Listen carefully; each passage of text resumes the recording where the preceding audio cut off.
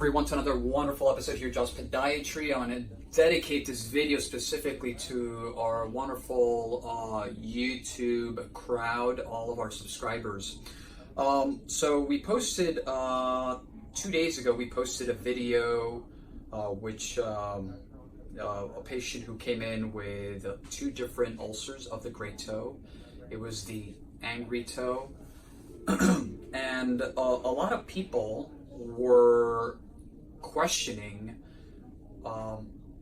the reason why we weren't using, why we didn't anesthetize the toe itself with an actual injection.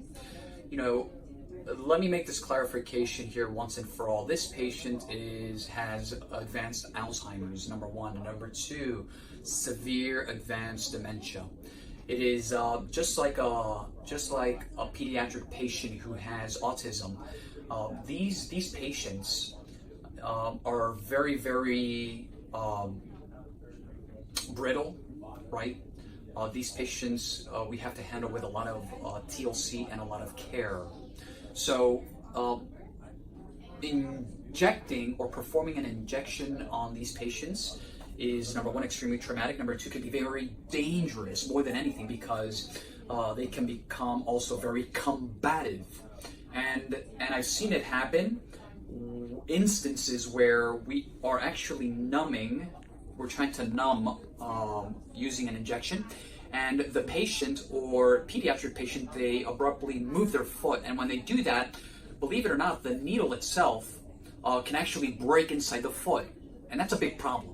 So, when we're very, very mindful, and we make those decisions based on, obviously there's 3 sides to every story, and we base our decisions obviously based on, it's something multifactorial. It's not just what everyone sees, which is the doctor debriding the ulcers, and everyone hears the patient maybe a little bit uncomfortable, or hears a little bit of moaning, and there is even with topical lidocaine or any other type of anesthesia, when there is active infection, these topical medications, they're not very effective because of the pH, right? And the infection doesn't allow whether it's injected local anesthesia or topical.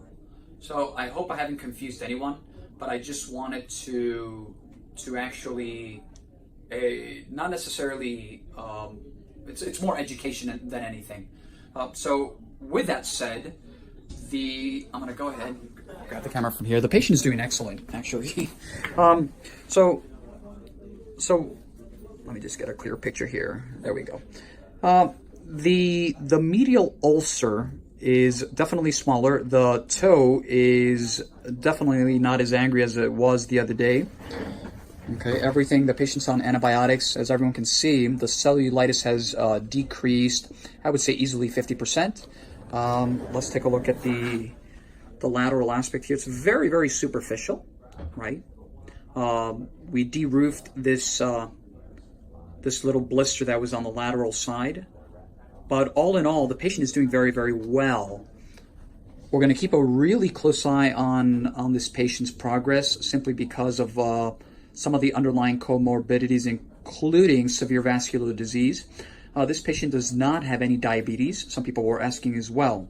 So, more than anything, I just wanted to give everyone a thorough explanation, and of course, a follow-up video on how this patient is doing 2 days after the first time we saw her, okay, which was Tuesday. So like always, www.jawspodiatry.com, Instagram, Dr. Toe Jam, Jaws Podiatry Facebook, and last but not least,